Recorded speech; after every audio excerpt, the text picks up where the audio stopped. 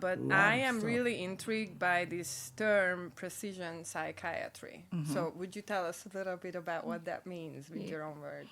Yeah, it's very interesting because I didn't even know I was practicing precision psychiatry. Oh, really? Yeah, it's a new term.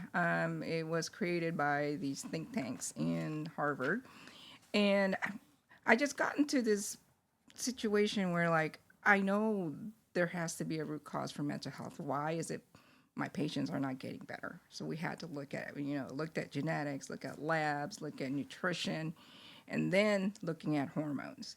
And so now I can tell people, like, okay, these are the things you need to take. These are the things you don't need. You need to focus on this and focus on that. So when you practice with precision, that's what you can tell your patients, so they're not wasting their time and money, and you get to the point of what is the problem. It's kind of advanced from early 1900s doctors, where they came to the home and saw the environment and saw, it's going back that way, but also you got the advance of genetic testing, right? Yeah, it's really taking biomarkers.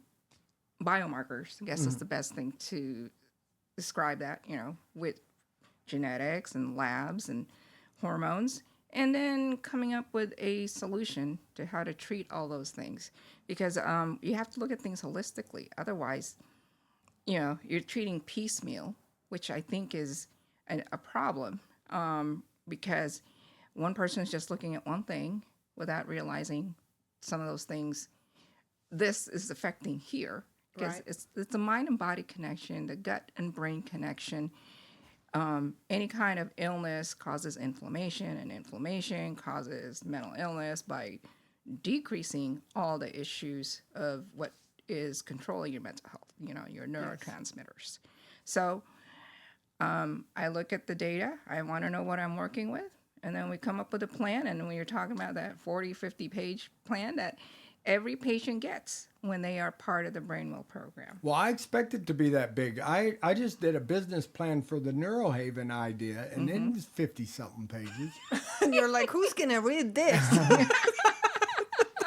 We need to hire somebody to we have read to this. be in depth for the investors. Yes. And well, anytime if you want to do something seriously, you have to get down to the roots, right? So it's the coolest experience. I was just saying earlier before we started recording that I swore never to see another psychiatrist after I saw him for 8 years, and what they did was douse me with medicine, and they hurt me. The last psychiatrist I saw before you, he was a TBI specialist and a psychiatrist.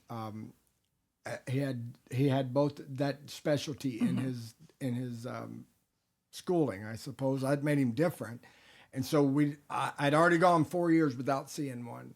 I said I wouldn't do it anymore. I kept having suicide like crazy the first 3 years. My dad and mom told me I had to go, or they were going to file with the state that I get put in a state hospital because I was very dangerous. And so that's when I said, okay, I'll go. I wasn't gonna ever see a psychiatrist. I just didn't believe I didn't like the fact that if I saw a doctor, they said I was bipolar, and I go, why?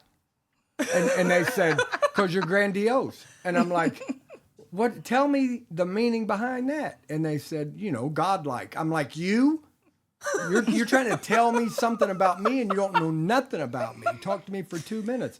So that's why I didn't like psychiatry. But then when this guy, the last guy that I saw, he said, I can't help you. He listened to me for 2 hours. He said, I can help you get off all those psychiatric drugs that they had me on. And he said that you were on a lethal dose of 2. And it should have never been a combination of those 2. And I will apologize for the psychiatric medicine that did this to you. He said, if you wouldn't have had head injuries, he's the first person that told me if I wouldn't even have had head injuries, I would have been dealing with this. But he said it was due to the medicine they were giving me. And he weaned me off that psychiatric pile of medicine I was on, and then cut me loose. He said, I can't do anything for you. That's where I heard about CTE. And he told me, you have what? CTE, the stage 4 CTE symptoms. You've listed more than 4 or 5 of them in this conversation. And he did all my history. He sit and listen to me for almost 2 hours. So he helped you, just not in the same Yeah, he way helped me. He just didn't have any answers. Right. He said, I can't help you. There's no place that has anything that helps CTE. It's a disease that is incurable, and you're only going to get worse. He said, the good thing you got going for you is that you've survived this long. That's all he said. He said, you've survived a bunch of suicide attempts, and you've been on these drugs for this long, and you're still here. He said, so you got that going for you, but nothing I can tell you is good. So we know